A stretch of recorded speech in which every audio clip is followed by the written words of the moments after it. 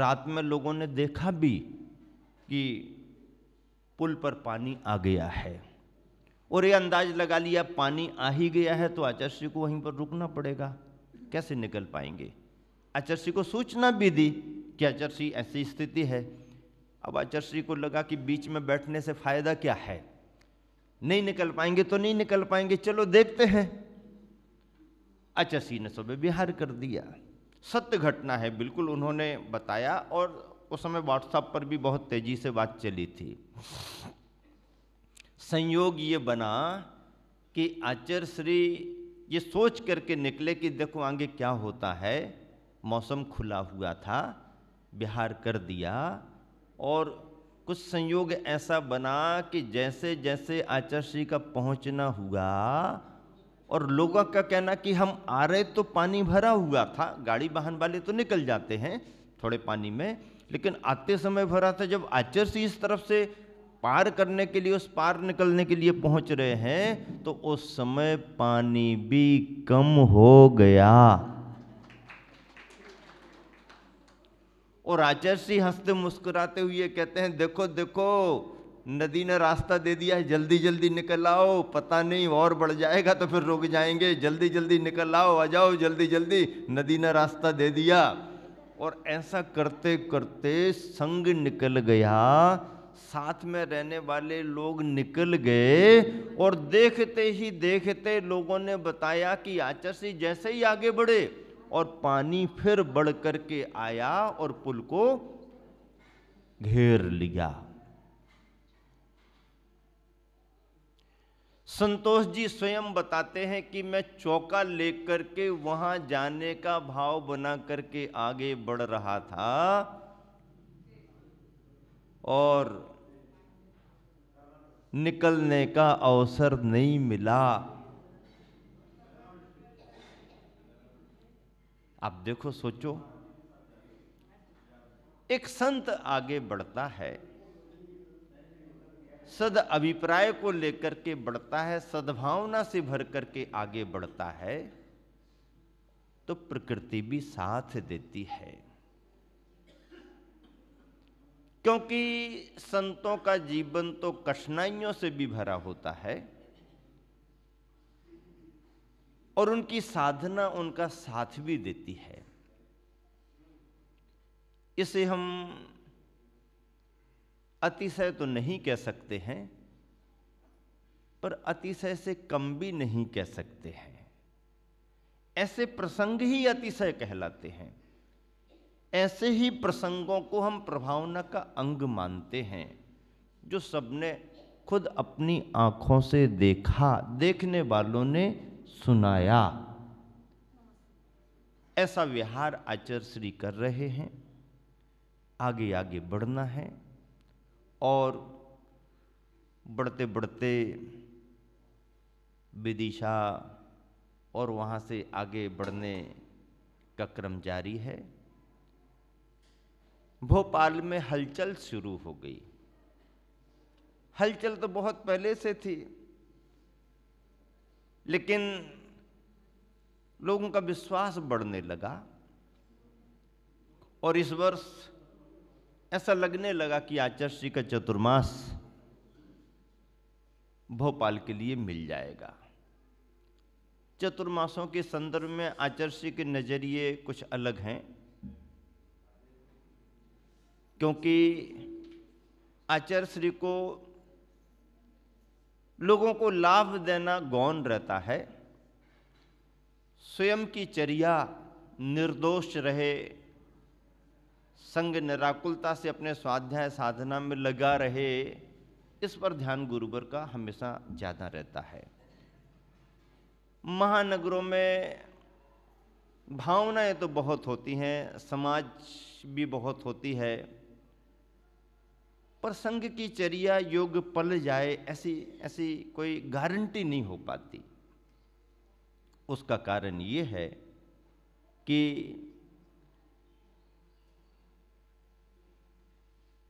शहरों में जंगल आदि की जगह को लेकर के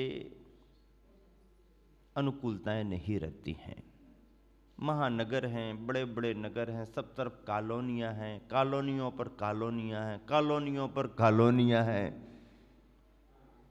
आचार्य श्री जब भी महानगरों में प्रवेश करते हैं, सब देखते हैं, बिल्डिंगें देखते हैं, कारखाने देखते हैं, मुस्कुराते हैं।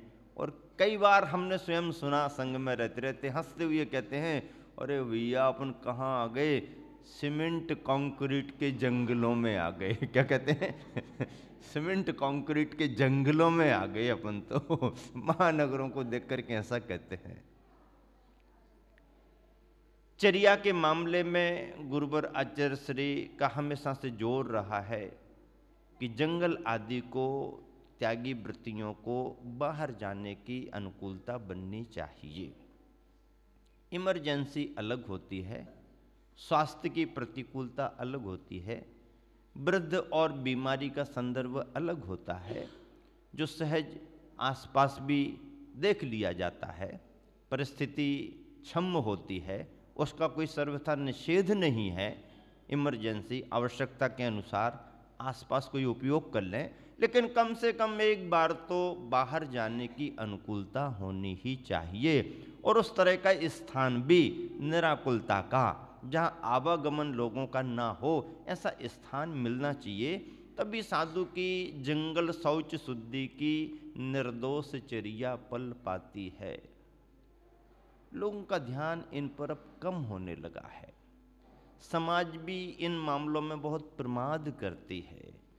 समाज स्वयं त्यागी के साथ चलना पसंद नहीं कर पाती है। पसंद करती भी है तो उनके शरीरों की स्थितियां वैसी नहीं है। वो भी चाहते हैं महाराज ज़्यादा दूर मत चलो, पास में ही हो जाए तो तुमको भी अच्छा और हमको भी अच्छा। और ऐसा करते करते त्यागी वृत्तियों को भी समाज ने इतना प्रमादी बना दिया। समाज ने अपने प्रमाद के कारण, समाज ने अपनी सुविधाओं के कारण त्यागी वृत्तियों को भी इतना अधीन कर दिया कि शहरों में, नगरों में त्यागी वृत्तियों को भी वहीं के वहीं सुविधाएं, यहाँ तक कि अटैच तक की सुविधाएं देना शुरू कर दिया। और यहीं से मार्ग की विरुद्धता शुरू होने लगी। गृहस्थों को ऐसा कभी नहीं करना चाहिए। गृहस्थों को तो गुरु के कदम से कदम मिला करके चलो, गुरुदेव आप जहां चलते हो हम तैयार हैं, हम सेवा करेंगे, इतना हो सकता है, कोई दिक्कत नहीं है। और जिन नगरों में ऐसी जगह नहीं है, उन नगरों में जगह बना बना करके भी, मान लीजिए नेचुरल जगह नहीं मिलती है आजकल, तो शहरों में क्या, गांव में भी नेचुरल जगह 2-4 किलोमीटर में भी को ना मिल पाए, कहीं घास है, कहीं कुछ है, कहीं आवागमन है, तो फिर आगे चल के क्या करेंगे? त्यागी वृत्तियों की चर्या कहाँ होगी, जंगल कहाँ जाएंगे? तो जहाँ आचार्य श्री या संघों के प्रवास हो रहे हैं, मध्य प्रदेश में और अन्य स्थानों में तो बहुतायत नगरों ने अपने नगर के निकट ही 1-1, 2-2 एकड़ की जमीनें समाज के नाम पर लेकर के डाल दी। बाउंड्री खड़ी कर दो, खत्म काम, गेट बंद। कोई संघ आया, जरूरत है, जगह अपने पास है, अन्यथा समाज के दूसरे कामों में भी उपयोग आती रहती है, किसी भी काम में उपयोग आ सकती है। प्रॉपर्टी समाज की हो जाती है, कभी न कभी काम आती ही आती है। और यदि अपने काम आते हुए भी त्यागी वृत्तियों के इस काम में भी आती है, तो फिर इससे अच्छा और क्या होगा। ऐसा अनेक जगहों में, शहरों के निकट निकट ऐसी जगह, कहीं गौशाला बना दी, कहीं पर समाज का कोई सामान रख दिया, कहीं पर कुछ खेती बाड़ी टाइप की कर दी, कुछ भी कर दिया, और बाकी भाग अपने खाली पड़ा हुआ है, उपयोग होता रहता है। नागपुर में चतुर्मास कराने में असुविधाएं महसूस होती रही नागपुर की समाज को, तो नागपुर की समाज ने तो इतना दिमाग लगाया और इतना आशीर्वाद उनको संघ का फल गया आचार्य श्री का, कि उन्होंने जो छोटी स्टेशन नागपुर की है मालधक्का आदि इतवारी में, उस रेलवे स्टेशन के आसपास का जो भी इलाका खाली पड़ा था, रेलवे से अनुबंध करके जगह तुम्हारी ही बनी रहेगी, स्वामित्व तो हमारा रहेगा और ये प्रबंधन हमारा रहेगा। और वहाँ ऐसी जगह बना दी कि अब कभी भी संघ जाए जबकि रेलवे डिपार्टमेंट की जगह है, हमें जगह नहीं चाहिए, स्वामित्व तो तुम्हारा ही रहे, प्रबंध हमारे हाथ में दे दो और बाकी तुम्हें क्या उपयोग करना करो। तो आज वहाँ पर कितने भी संघ जाएं, सुविधा हो गई। तो ऐसा ध्यान यदि समाज रखे तो सब संभव है, रखना भी चाहिए। त्यागी वृत्ति की सच्ची सेवा करना है तो उनकी निर्दोष चर्या करा के ही हमारे लिए होना चाहिए। आचार्य श्री इसलिए शहरों से बचते हैं, क्षेत्रों को चुनते हैं और ऐसे ऐसे क्षेत्रों पर चतुर्मास कर लेते हैं जहाँ के रास्ते भी आवागमन के लिए अनुकूल नहीं है। अब वो काम श्रावक जाने, हमको तो क्षेत्र अच्छा मिल गया। क्षेत्र पर कौन आएगा, कौन जाएगा, कौन रहेगा, चौके कौन लगाएंगे, क्षेत्रों पर समाजें हैं नहीं, इसकी चिंता आचार्य श्री ने कभी नहीं की। और यह इस कार्य में वो हमेशा निश्चिंत रहे, इसलिए समाज उनकी चिंता करती रही। वो इस मामले में निश्चिंत रहे तो सबने चिंता की, चिंता उन्होंने की नहीं। ऐसे ऐसे क्षेत्रों पर जाकर के चतुर्मास कर लिए जहां कहीं डाकुओं का डर है तो कहीं पर रास्ते ठीक नहीं है, तो किसी क्षेत्र पर लाइट ही नहीं है। ऐसे ऐसे अभावग्रस्त क्षेत्रों पर आचार्य श्री ने चतुर्मास किए। चर्या उनकी निर्दोष पलती रही। श्रद्धालु अपनी भावनाएं लेकर के कोई ना कोई आते ही रहते, आहारचर्या होती ही रहती, संघ का स्वाध्याय चलता रहता। और आचार्य श्री के प्रवास से, क्षेत्रों पर आवागमन होने से क्षेत्रों की रौनक बढ़ने लगी, मंदिरों में चमक आने लगी और मंदिर ऐसे लगने लगे, क्षेत्र ऐसे लगने लगे जैसे नए नए क्षेत्र बना हैं, पुराने लेकिन क्षेत्रों में बहुत विस्तार, बहुत प्रभावना हो गई। तो भोपाल के नाम पर वर्षों से विचार करते करते भी आचार्य श्री वैसे गर्मी सर्दी का समय दिया भोपाल को, लेकिन जंगल की जगह कहाँ मिलेगी, कैसे मिलेगी, इस पर विचार आचार्य श्री हमेशा करते रहे। गर्मी सर्दियों में तो फिर भी कहीं ना कहीं जगह मिल जाती, सूखा रहता है। बरसात में तो सूखी जगह भी गीली हो जाती है, सूखी जगह में भी घास आ जाती है, फिर कहाँ जगह मिलेगी। तो कई बार आचार्य श्री ने कार्यकर्ताओं को कहा, आप लोग निवेदन तो करते हो लेकिन चतुर्मास में जंगल आदि की जगह कहाँ होगी, अब चतुर्मास में समाज कहाँ देखे, कहाँ भागे, कहाँ। ये वो करते करते प्रशासन का सहयोग समाज के लिए बहुत था और स्वयं मुख्यमंत्री जी बार बार भाव प्रकट कर रहे थे कि गुरुदेव पधारेंगे तो जो भी आवश्यकता उनकी चर्या को होगी हम प्रशासन की ओर से मदद करेंगे। भोपाल की ओर आचार्य श्री का विहार चल रहा था। मंगल प्रवेश की भी बेला आ गई और जिस समय गुरुवर ने मंगल प्रवेश भोपाल नगरी में चतुर्मास के दरमियान किया, चातुर्मास को सामने रखते हुए किया, तो वहाँ के महापौर आलोक शर्मा के साथ में मुख्यमंत्री और उनका कैबिनेट जिस तरीके से पैदल पैदल पैदल पैदल आचार्य श्री के साथ शहर में चला, काफ़ी प्रशंसा रही उस समय। क्योंकि औपचारिकताएं कर लेना अलग बात है और भावना से जुड़ कर के यदि कोई संघ के साथ चले तो प्रशंसनीय कार्य माना जाता है।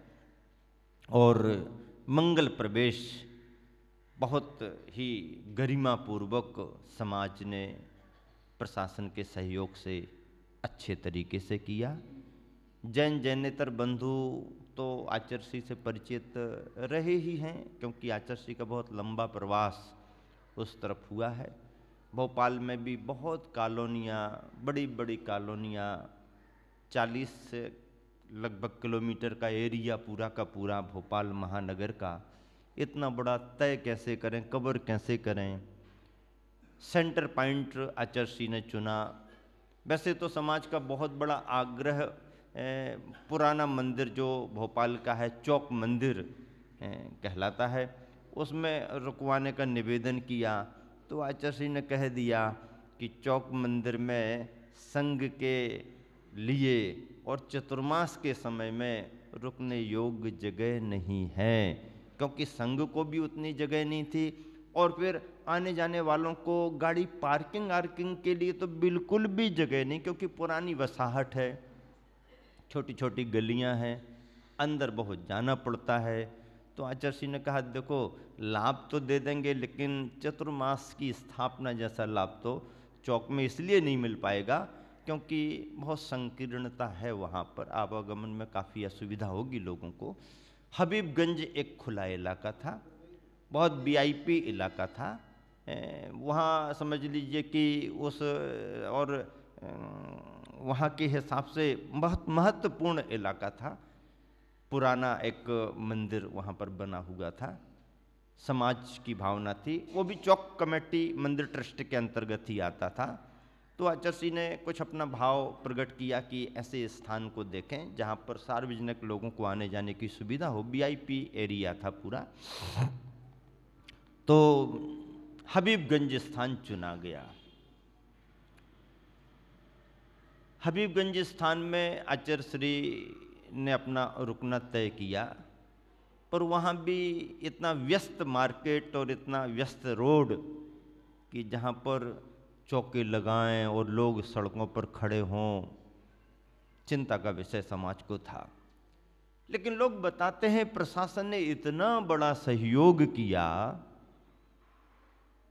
कि जरा सी भी कोई परेशानी प्रतिकूलता संघ को या श्रावकों को आई ही नहीं। जो अनुकूलता चाहिए, जिस विधि से अनुकूलता चाहिए, प्रशासन ने पूरा सहकार सहयोग किया, पूरा सहयोग किया। आचार्य श्री को बहुत अपेक्षाएं तो रहती नहीं है, लेकिन चर्या हमारी निर्दोष पले, स्वाध्याय साधना अच्छे से हो, उपस्थित श्रद्धालुओं को लाभ मिलता रहे, ये भावना हमेशा होती है। जंगल की बात को लेकर के आचार्य श्री बार बार कहाँ स्थान, तो आसपास तो कोई स्थान मिल ही नहीं रहे थे।